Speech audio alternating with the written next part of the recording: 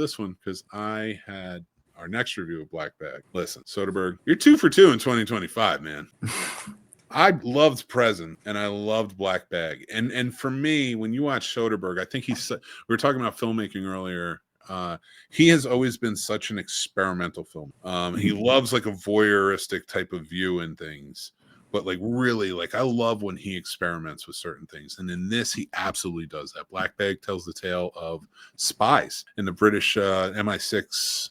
I don't think they ever explicitly say MI6, but they are British spies, and it all takes place within Britain, in their building, or at their homes and such. Basically, a very important thing, a MacGuffin, was stolen and is trying to be sold off to the Russians as a weapon. And one of them is a mole.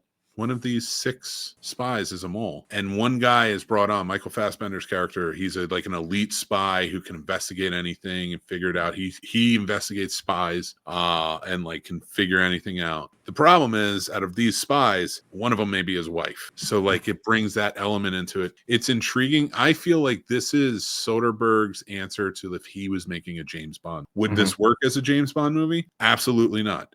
Even though it has James Bond in it, Pierce Brosnan's in it, and it has Naomi Harris, who played Moneypenny. All of them are brilliant in this. This is a great cast. Cate Blanchett and Michael Fassbender completely knock it out of the park with their performances. I had such a great time with this movie. I will watch this again. The intrigue, the thrill. It's very contained. And I've talked about this before with Soderbergh. He's a very contained filmmaker.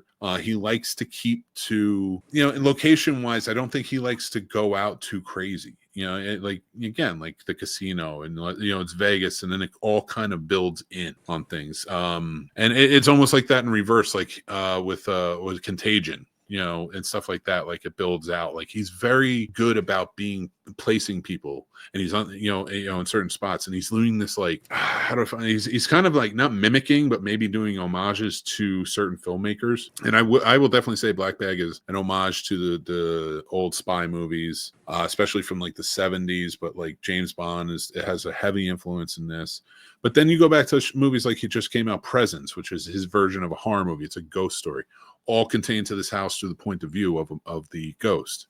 He is a great filmmaker in that sense. And like this was a movie that I think will be on my top 10 at the end of the year. It really stuck with me. And I went with my wife, and she walked out and had a bit of a different opinion. And I'll share that too, because she said, I think I would have enjoyed this more at home. I didn't enjoy it in the theater as much, just because like she was trying to catch on to like a lot of what they're saying, because it is very, very dialogue heavy. But 4 out of 5, man. I thought everything about this was just really good. And if you kind of let yourself get into it and realize this is an old-fashioned sort of spy drama, don't get mixed in and expect like giant explosions and all this stuff. That's not what this is. This is an old-fashioned, like, think All the President's Men, stuff like that. Okay.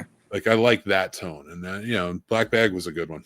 So and it was a really good examination of relationships, and how trust plays into it and stuff like that. So very cool character study in that as well. But if you're watching this as a clip or any other time, we're getting to the next one, and that is, there you have it. I'll see you later, everybody. Thank you.